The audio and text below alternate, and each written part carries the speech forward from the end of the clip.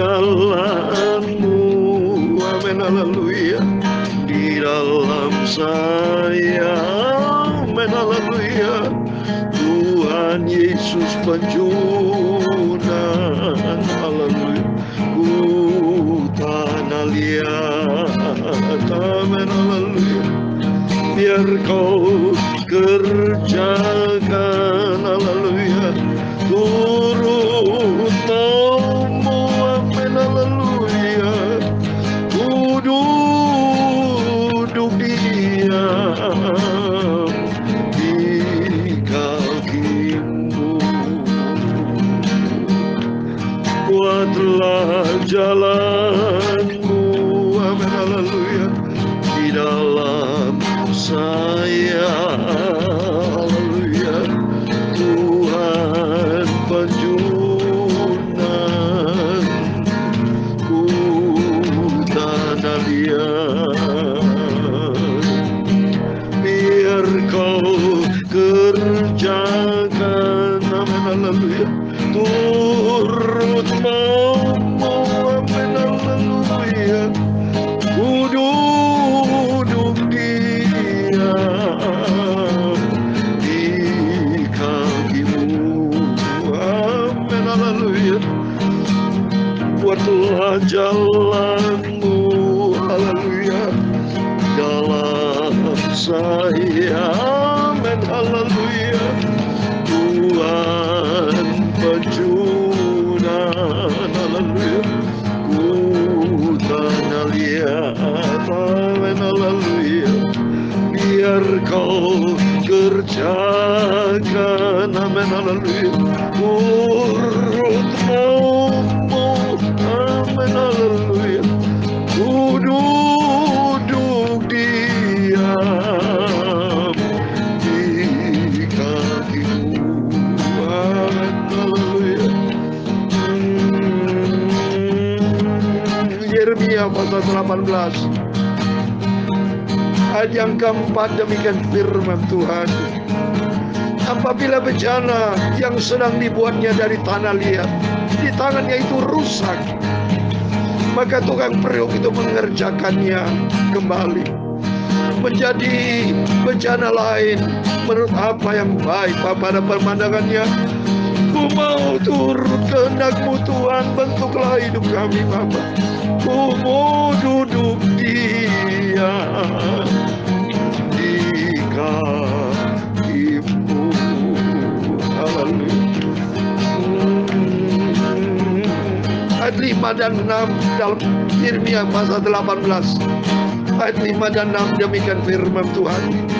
Kemudian datanglah firman Tuhan kepadaku, bunyinya, masakan aku tidak dapat bertindak kepada kamu seperti tukang periuk ini, hai kaum Israel? Demikian firman Tuhan. Sungguh seperti tanah liat di dalam tukang periuk, demikianlah kamu di tanganku, hai kaum Israel. Kita adalah anak dari Yesus, anak-anak Tuhan, seperti tanah liat yang mau dibentuk sama Tuhan. Buatlah jalanmu, bentuklah hidupku Bapa, turut kehendak-Mu, amin, haleluya. Bagaikan bejana yang siap dibentuk oleh Tuhan. Tanah liat, kita adalah tanah liat, haleluya. Biar kau kerjakan Bapa, turut kehendak-Mu, amin, haleluya. Ku mau duduk diam di kaki-Mu,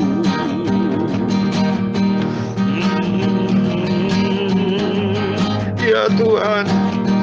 Punya-Mulah kebesaran dan kejayaan, kehormatan, kemasyhuran dan keagungan, ya segala-galanya yang ada di langit dan di bumi, ya Tuhan. Punya-Mulah kerajaan, dan Kau yang tertinggi itu melebihi segala-galanya sebagai kepala, amin, haleluya. Sebab kekayaan dan kemuliaan berasal daripada-Mu, dan Engkaulah yang berkuasa atas segala-galanya. Dalam tangan-Mu lah kekuatan dan kejayaan. Dalam tangan-Mu lah kuasa membesarkan dan mengukuhkan segala-galanya. Sekarang ya Tuhan Yesus Bapa kami bersyukur kepada-Mu dan memuji nama-Mu yang agung itu, nama-Mu yang kudus, sempurna, ajaib. Aku hamba-Mu, aku tanah liat Bapa. Amin. Kuasailah hidupku, bentuklah hidupku Tuhan. Haleluya. Pakailah hidupku Tuhan Yesus untuk kemuliaan-Mu. Amin. Haleluya. Bentuklah hidupku ya Tuhan seturut kehendak-Mu. Sucikan mulut kami Bapa, kuduskan hidup kami. Sebentar kami mau baca firman. Kami lapar haus akan firman-Mu Tuhan. Kami butuh firman-Mu. Amin. Haleluya. Terima kasih Tuhan Yesus buat keselamatan dari Engkau Bapa. Tuntunlah hidupku Bapa sampai aku masuk surga. Ampuni Bapa segala dosa, kesalahan, kelemahanku. Ampun Bapa. Roh Kudus kan memperbarui hidup kami untuk kami melangkah di dalam kebenaran firman-Mu. Terima kasih sebentar kami siap untuk dengar firman-Mu. Berfirman Bapa, kami siap untuk terima firman-Mu dalam hati kami. Segala puji, hormat, segala kebesaran, ketinggian, kemuliaan, keagungan, kesempurnaan, kekudusan, tempat tertinggi di atas segala-galanya bagi Allah Bapa di dalam kerajaan surga, di dalam nama di atas segala nama, yaitu Tuhan Yesus Kristus. Kami hamba-hamba-Mu, kami semua anak-anak-Mu sudah berdoa. Haleluya. Amin. Puji Tuhan. Shalom dan selamat pagi. Selamat kita berjumpa kembali pada pagi hari Senin pagi ini, tanggal 6 Juni 2022. Oh, luar biasa, cepat waktunya. Baru aja bulan Juni kita masuki, sekarang sudah tanggal 6, Saudara. Demikian pula mari rohani kita juga makin dewasa di dalam Tuhan. Biar hari-hari kita melangkah bersama dengan Tuhan. Buatlah jalan-Mu Tuhan dalam kehidupan kita. Bagikan kita tanah liat seperti tadi dalam Yeremia pasal 18 ayat 4. Apabila bencana yang sedang dibuatnya dari tanah liat, di tangannya itu rusak. Kehidupan kita bagai bencana. Rusak dulu kita. Rusak hidup di dalam kegelapan dosa. Tidak mau berjalan di terang-terang Tuhan. Karena kita masih kompromi dengan kuasa iblis. Ya, tapi kita sudah dipanggil sama Tuhan. Kita dipilih. Dan kita menjadi anak kudusnya Tuhan. Mau dibentuk. Seperti tukang priuk itu. Mengerjakannya kembali menjadi bejana lain. Menurut apa yang baik pada pemandangan. Amin. Tuhan mau pakai hidup kita. Dan oleh itu mari kita mau rendah hati. Siap dibentuk. Siap terima firman Tuhan. Jangan pernah ngomel. Jangan pernah bersungut-sungut. Seperti semalam saya katakan tentang Roh Kudus. Betapa pentingnya kita terima Roh Kudus. Agar Roh Tuhan akan berkuasa dalam kehidupan kita. Bukan roh daging. Beda saudara. Dimeteraikan dalam Roh Kudus. Dan dikuasai Roh beda. Ya. Seperti dicap stempel itu. Tapi dikuasai Roh Kudus. Roh Kudus yang berkuasa. Berdaulat. Sehingga kita punya kepekaan saudara. Kita menjadi orang Kristen begitu kenal Yesus. Dimeteraikan itu dalam Efesus. Tapi begitu sudah di dalam. Minta Tuhan. Supaya Roh Kudus berkuasa, berdaulat. Minta Roh Kudus menjadi leader dalam hidup kita. Berkuasa, berdaulat. Ya, kalau sudah dimeteraikan saudara oleh Roh Kudus. Tapi bisa juga saudara keluar dari Roh Kudus. Ya, karena saudara bandel seperti Yudas Iskariot itu. Sudah dimeteraikan, tapi dia sendiri tidak mau taat. Tapi kalau kita hidup di pimpin Roh Kudus, pasti otomatis kita taat, saudara. Punya kepekaan kita. Punya kepekaan. Roh Kudus kan menuntun hidup kita. Ya, Roh Kudus berkuasa. Seperti Daud. Seperti yang saya baca tadi. Ya, 1 Samuel pasal 16 ayat 13 beda nih. Coba ini. 1 Samuel 16 ayat 13.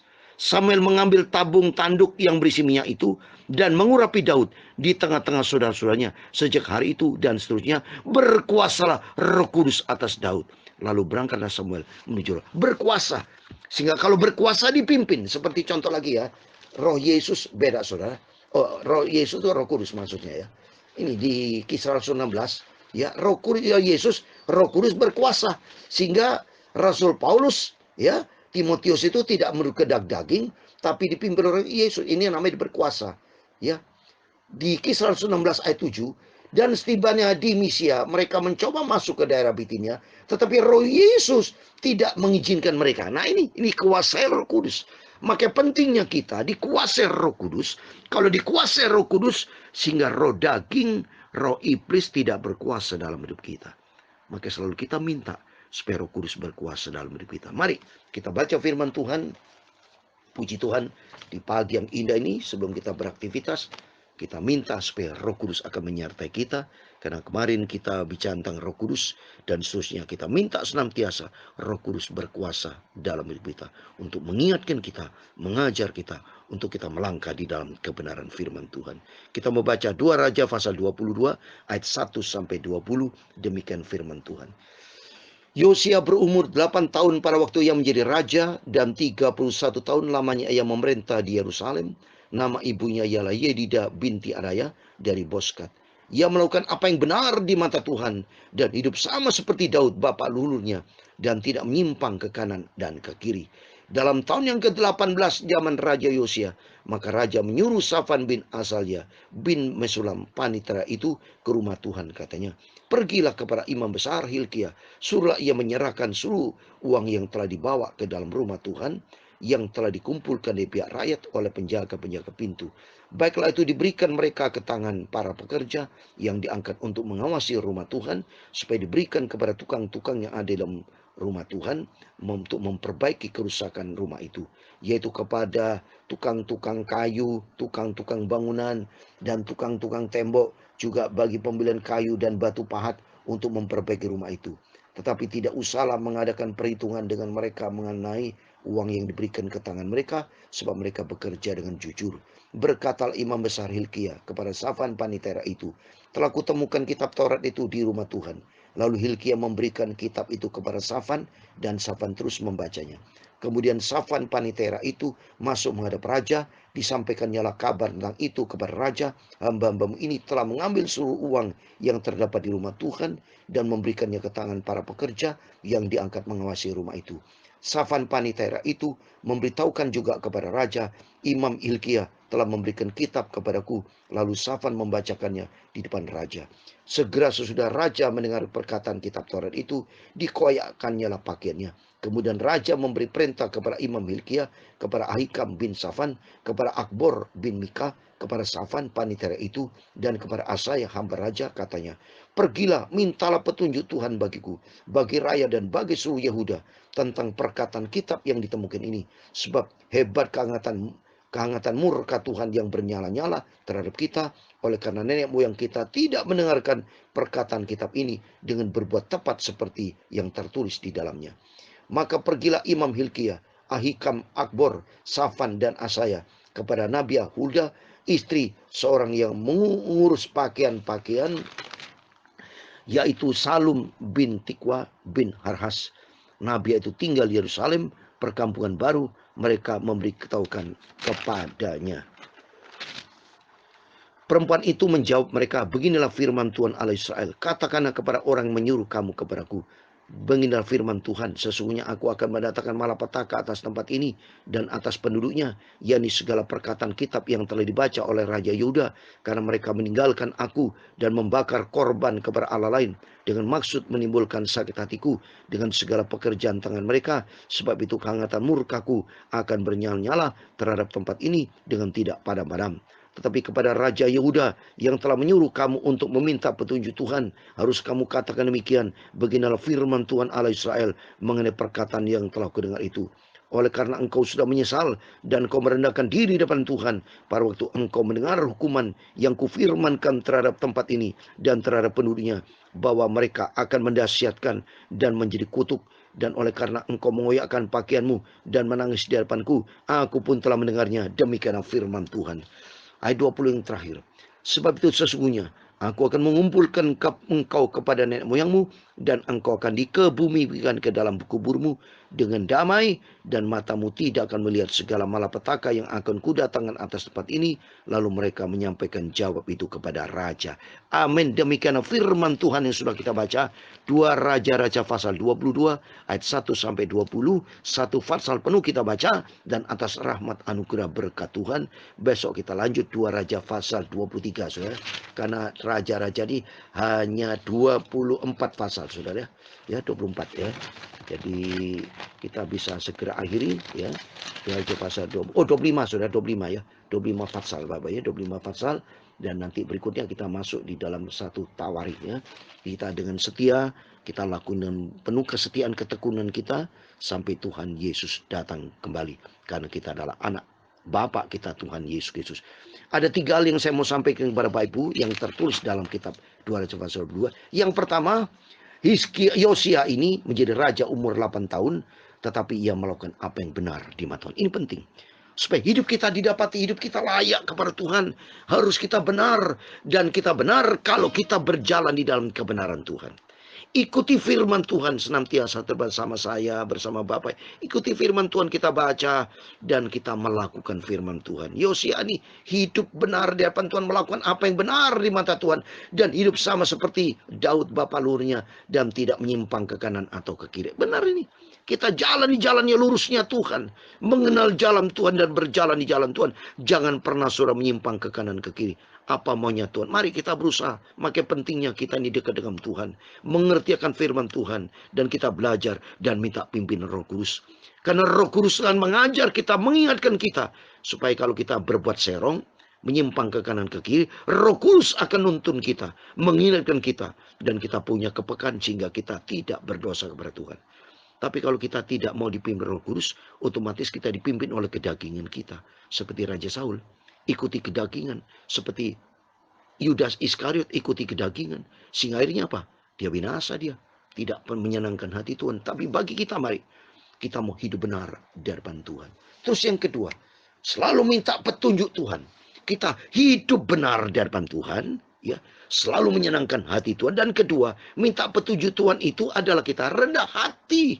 Selalu kita menyediakan Tuhan, menyediakan tempat bagi Engkau Tuhan. Aku tidak mampu berbuat tanpa Tuhan. Rendah hati di depan Tuhan, jangan sombong. Mentang-mentang yang pertama kita benar di depan Tuhan, kita sombong dan tidak meminta petunjuk Tuhan. Tinggi hati itu seperti orang Farisi. Tapi kita rendah hati, mari. Selain kita mau selalu hidup benar di hadapan Tuhan. Dan yang kedua, mari kita selalu minta petunjuk kepada Tuhan. Minta Roh Kudus akan tuntun hidupku. Rajin baca Alkitab. Dan selalu berdoa, Tuhan kuatkan aku. Mampukan aku Bapa, untuk senantiasa hidup di dalam kebenaran firman. Jadi ayat 13. Pergilah, mintalah petunjuk Tuhan bagiku. Jadi firman Tuhan mengajar kita, selalu kita minta petunjuk. Apa yang kita kerjakan dalam bisnis, dalam pelayanan, apapun tidak bisa dibatasi. Mari kita mau selalu minta petunjuk Tuhan. Yang pertama, kita mau senantiasa komit, kita senantiasa hidup berkenan kepada, layak kepada Tuhan. Seperti 2 Timotius pasal 2 ayat 15. Demikian firman Tuhan. Usahakanlah supaya engkau layak di hadapan Allah, sebagai seorang pekerja yang tidak usah malu, yang berterus terang memberitakan perkataan kebenaran itu. Mari kita jujur seperti saya memberitakan kabar perkataan kebenaran itu. Tidak usah malu. Berita tentang kebenaran. Supaya kita layak di hadapan Tuhan. Mari kita sama-sama untuk mempersiapkan diri berjumpa dengan Tuhan kalau hidup kita benar sama Tuhan. Dan selalu kedua, minta petunjuk Tuhan. Bukti kita rendah hati, minta petunjuk Tuhan. Dan ketiga, itu bukti kita rendah hati. Coba itu di ayat 18-19. Tetapi kepada Raja Yehuda yang telah menyuruh kamu untuk meminta petunjuk Tuhan. Kesel lagi minta maaf. Selalu minta petunjuk Tuhan. Dan yang ketiga, rendah hati. Coba yang 19. Oleh karena engkau sudah menyesal dan engkau merendahkan diri di hadapan Tuhan. Ini penting ketiga. Supaya kita rendah hati. Jadi mari, yang pertama, kita mau hidup benar di hadapan Tuhan. Kedua, selalu minta petunjuk dalam bisnis, dalam pelayanan, apapun. Saya sebagai hamba Tuhan minta petunjuk Tuhan untuk sampaikan firman Tuhan khotbah. Ya, supaya apa? Supaya kita tidak sombong. Supaya kita tidak melangkah kehendak kita sendiri. Tidak. Tapi rendah hati di hadapan Tuhan. Ketiga, merendahkan hati kita di hadapan Tuhan. Merendahkan diri kepada Tuhan. Karena sifat Yesus adalah rendah hati. Sehingga demikian kita layak masuk di dalam kerajaan surga. Kalau kita hidup benar di hadapan Tuhan, Dan selalu minta petunjuk Tuhan berarti membangun hubungan sehat dengan Tuhan. Dan jaga rendah hati seperti sifat Yesus. Maka Tuhan akan selalu mendengar. Seperti di ayat 19b. Aku pun telah mendengarnya, demikian firman Tuhan. Jadi kalau kita sungguh-sungguh rendahkan hati di depan Tuhan, maka saya percaya setiap doa permohonan kita, Tuhan akan jawab. Karena Tuhan itu maha baik. Dia senantiasa akan menyertai kita, akan memberkati. Yang penting mari kita komit, kita mau benar di hadapan Tuhan. Minta pimpinan Roh Kudus dan hidup di dalam kebenaran firman Tuhan. Dan kedua, kita senantiasa minta petunjuk kepada Tuhan. Ketiga, bahwa kita mau rendah hati di hadapan Tuhan. Sehingga demikian, setiap langkah hidup kita senantiasa dipimpin sampai suatu hari kelak kita masuk di dalam kerajaan surga. Buat selama-lamanya. Amin. Buatlah jalanmu dalam kehidupan saya. Amin. Tuhan memberkati. Buatlah jalanmu. Amin. Haleluya. Jalan saya. Kita rendah hati di hadapan Tuhan. Kita minta petunjuk. Tuhan, tunjukkan jalanmu Tuhan. Kita mau melangkah di dalam kebenaran Tuhan. Amin. Haleluya.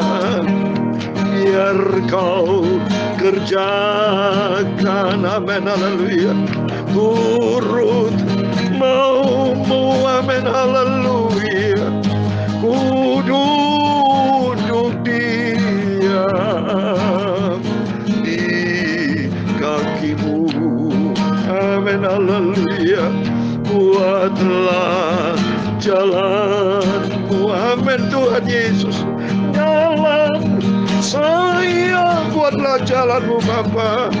Tuhan penjunan. Amin. Haleluya. Tanah liat. Mau kita dibentuk sama Tuhan Yesus. Biar kau kerjakan. Amin. Haleluya. Turut kehendakmu Bapa. Amin. Haleluya. Ku mau duduk diam di kaki Tuhan Yesus. Amin. Haleluya. Ku mau duduk selalu diam di kaki Tuhan Yesus. Di kaki Tuhan Yesus. Amin. Amin. Tuhan memberkati engkau dan melindungi engkau. Tuhan menyinari engkau dengan wajahnya dan memberi engkau kasih karunia. Tuhan menghadapkan wajahnya kepadamu dan memberi engkau damai sejahtera. Bapa kami yang di surga, dikuduskanlah namamu, datanglah kerajaanmu, jadilah kehendakmu di bumi seperti di surga. Berikanlah kami pada hari ini makanan kami secukupnya, dan ampunilah kami akan kesalahan kami, seperti kami juga mengampuni orang bersalah kepada kami. Dan jangan membawa kami ke dalam pencobaan, tetapi lepaskanlah kami daripada yang jahat, karena engkaulah yang mempunyai kerajaan dan kuasa dan kemuliaan sampai selama-lamanya. Amin. Selamat pagi, selamat beraktivitas. Jangan lupa, mari komitmen kita sesuai dengan firman Tuhan seperti Hosea. Hidup kita benar kepada Tuhan. Kedua, minta petunjuk Tuhan. Apa yang hendak kita kerjakan? Mohon petunjuk Tuhan, tunjukkan jalanmu. Dan ketiga, mari kita komit senantiasa melangkah di dalam rencana Tuhan sampai suatu hari kelak kita masuk di dalam kerajaan surga buat selama-lamanya. Amin. Tuhan memberkati. Tuhan bersama kita. Immanuel. Puji Tuhan. Haleluya. Amin.